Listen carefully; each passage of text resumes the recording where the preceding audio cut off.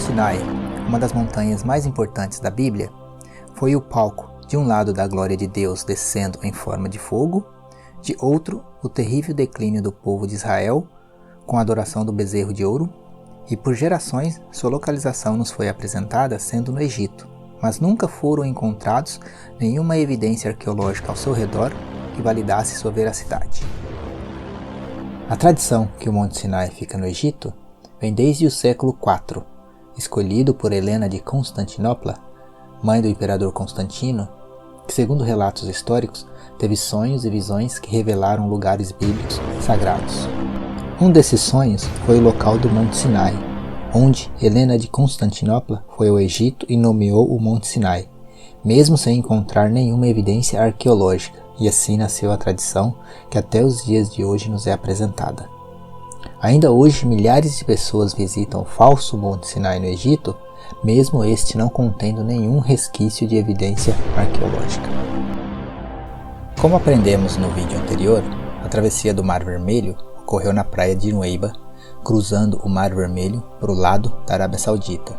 Portanto, o Monte Sinai fica no lado da Arábia Saudita e não no Egito. E isso é o que vamos ver neste vídeo.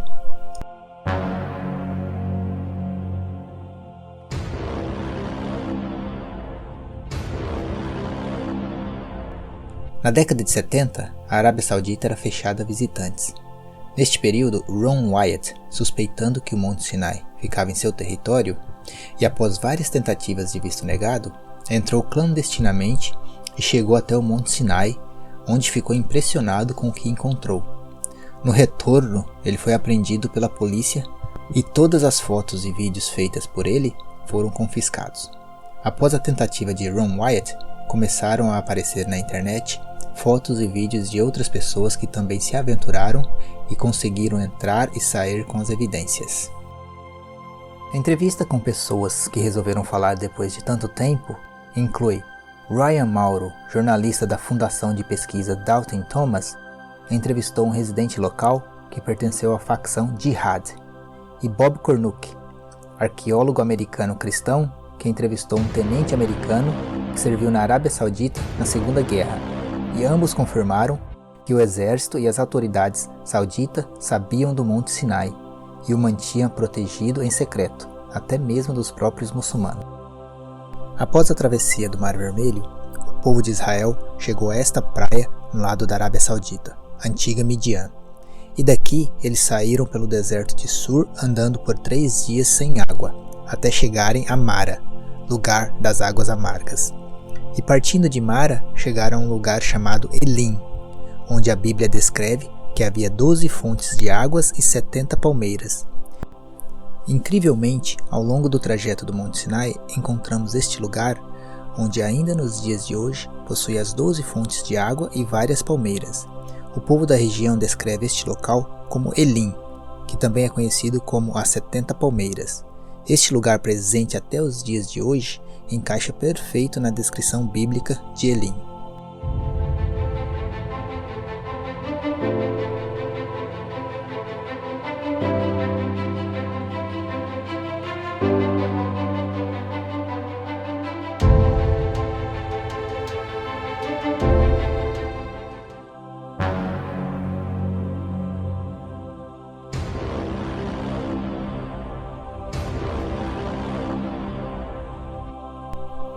Saindo de Elim, no caminho para o Monte Sinai, a Bíblia diz que o povo parou em um lugar chamado Refidim, onde Moisés bateu na rocha e a mesma se fendeu, jorrando água para o povo beber. De forma impressionante, no trajeto ao Monte Sinai, possui esta rocha com uma fenda gigante ainda em pé. As rochas ao redor possuem a superfície suave, como que foram lavadas, como se grandes quantidades de água realmente tivessem jorrado pela fenda, lavando as rochas abaixo e formando um mini lago ao pé do morro.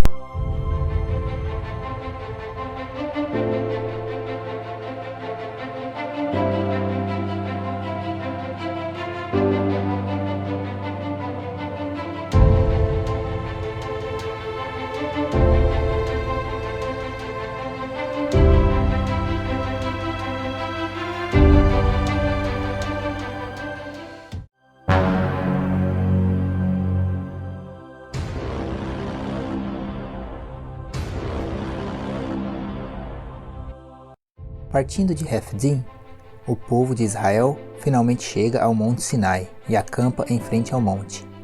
Esta montanha, conhecida como Jebel el-Loz, é a montanha mais alta da região e possui as características e evidências exatas que encaixa perfeito no contexto bíblico. A primeira coisa impressionante que percebemos nesta montanha é o seu pico todo preto, podendo ser observado à distância, como se o topo da montanha tivesse sido queimado. Apenas o topo da montanha é assim.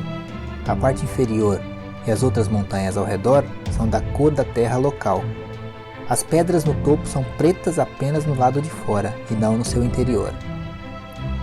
A Bíblia diz em Êxodo 19:18: "E todo o monte fumegava, porque o Senhor descera sobre ele em fogo, e a sua fumaça subia como fumaça de um forno, e todo o monte tremia grandemente."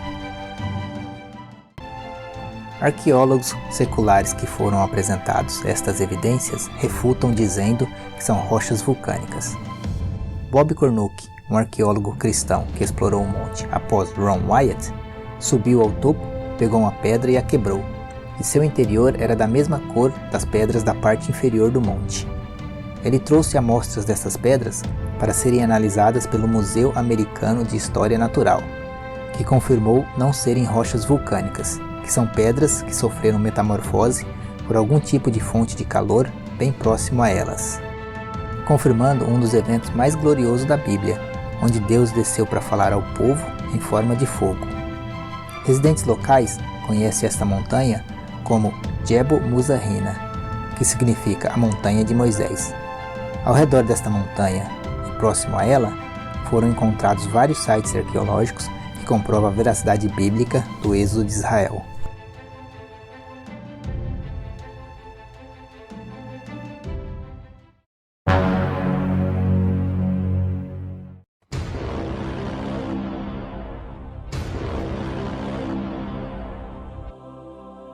Quando o povo viu que Moisés demorava na montanha, logo fizeram para si um bezerro de ouro, e o colocaram num altar e o adoraram. Moisés, ao descer da montanha e ver o povo adorando o bezerro, ficou indignado, destruiu o bezerro de ouro moendo, e o jogou na água que descia da montanha e fez todo o povo beber. Bem de frente da montanha, tem um altar com várias inscrições antigas de desenhos de bois e pessoas adorando o boi, confirmando ser o altar onde colocaram o bezerro de ouro.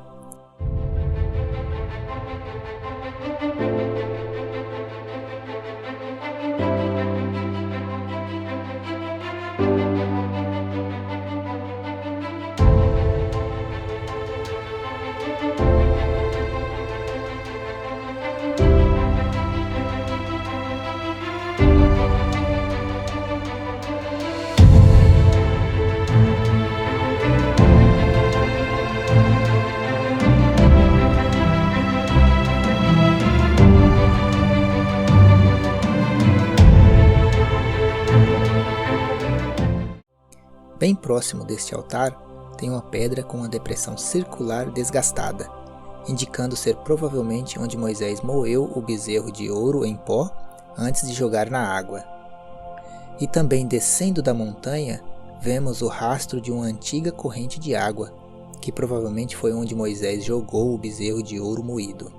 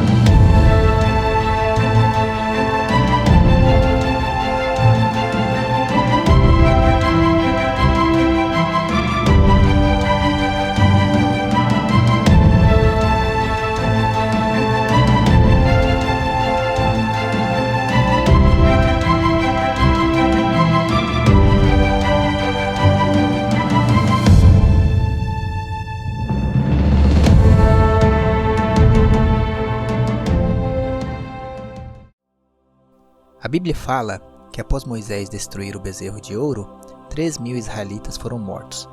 Portanto, tem que haver um grande cemitério perto do monte.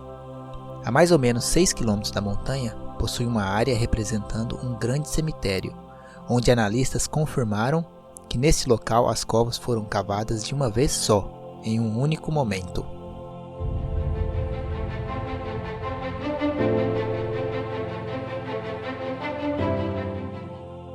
A Bíblia diz que Moisés edificou um altar ao pé do monte, onde foram sacrificados vários bezerros, e também levantou 12 pilares, um para cada tribo de Israel.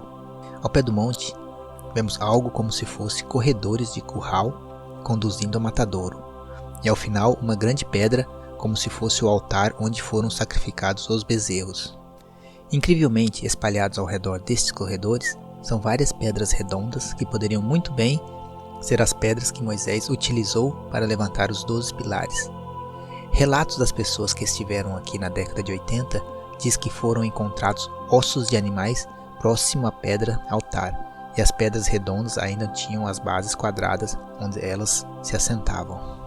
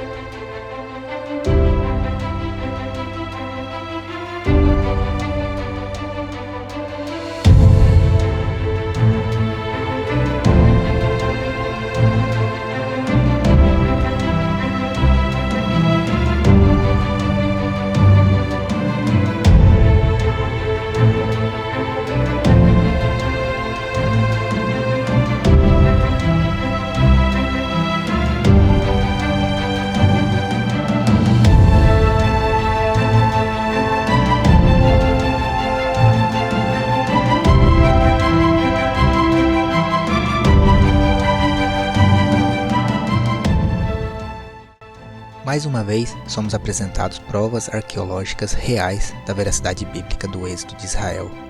É impressionante como Deus preservou essas evidências até os nossos dias de hoje, para servir de testemunho às nações.